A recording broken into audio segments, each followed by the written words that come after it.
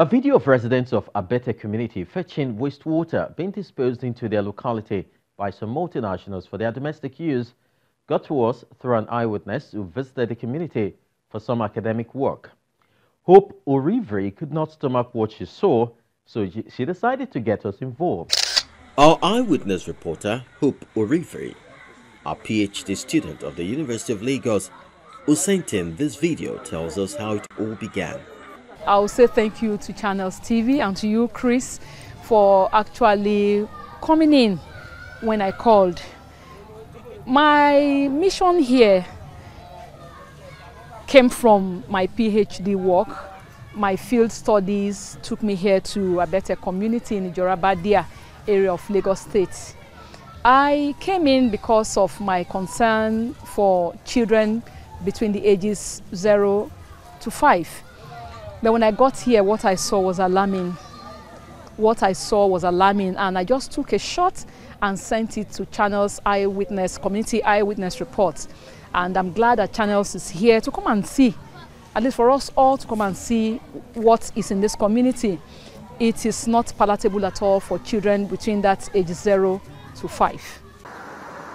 The WHO UNICEF Joint Monitoring Program 2010 update shows that globally, 2.1 billion people lack access to safe, readily available water at home. It also adds that 4.5 billion people lack access to safely managed sanitation.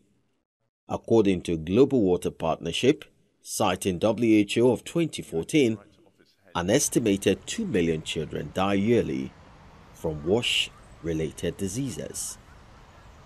That means water, sanitation, and hygiene.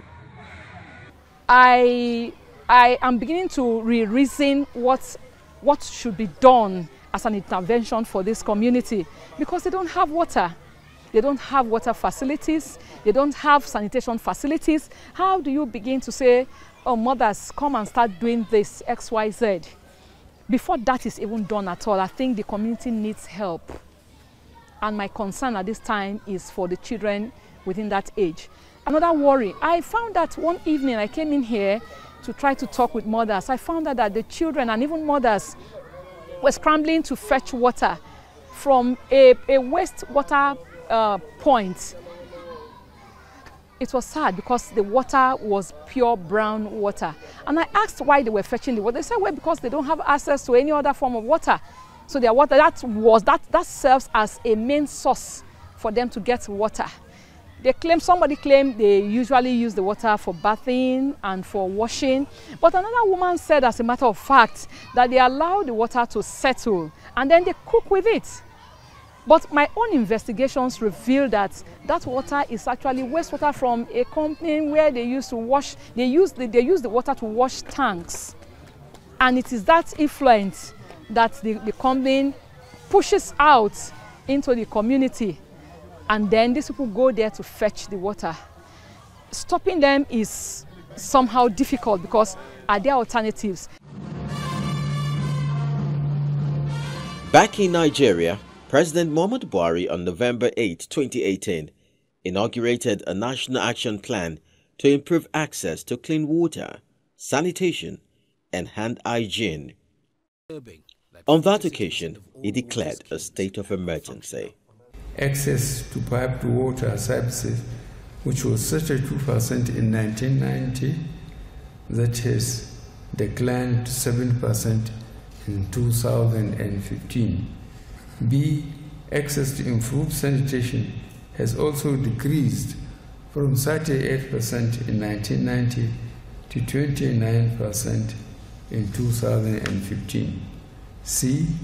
Our country now ranks number 2 in the global rating on open defecation. It is also my singular honor to formally declare a state of emergency on Nigeria's water supply, sanitation, and hygiene sector.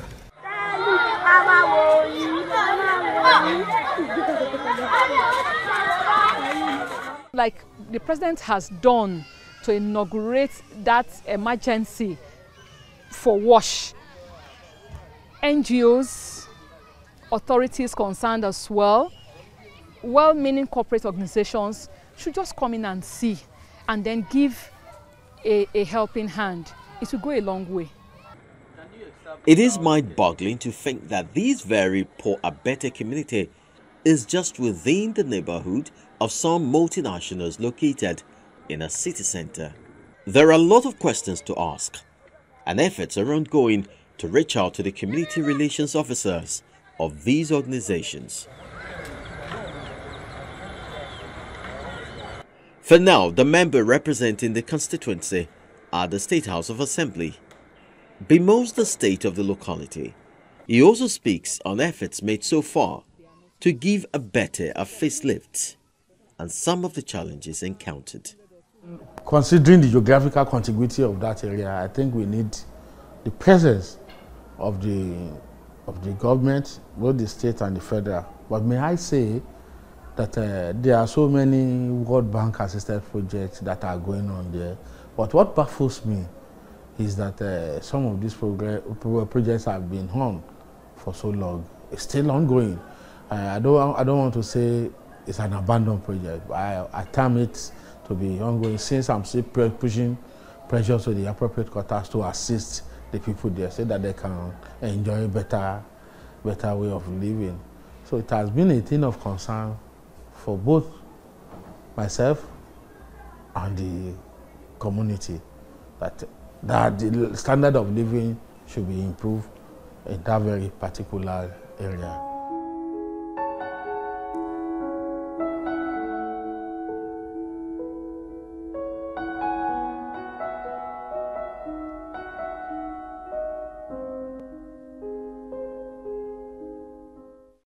The major problem there is infrastructure, the road network. There's no road network. They need good pipe-borne water, all social amenities that human being needs to live well. These are the things people in that community need, and that is why I think we should continue either appealing to World Bank now, because I know the state government is doing what is right. They are doing some part of the road in the constituency. They can't concentrate every assignment, every road construction in our Papa constituency too alone. They are doing another part of the state. So, but the World Bank assisted project should be completed so that people can have better, an aroma, a feeling of a better atmosphere and a better society.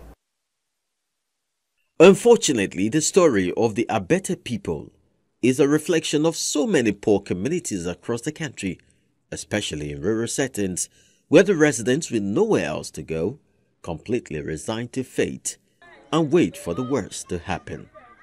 Salvation for them now would mean walking the talk of the National Action Plan to improve access to clean water, sanitation, and hygiene.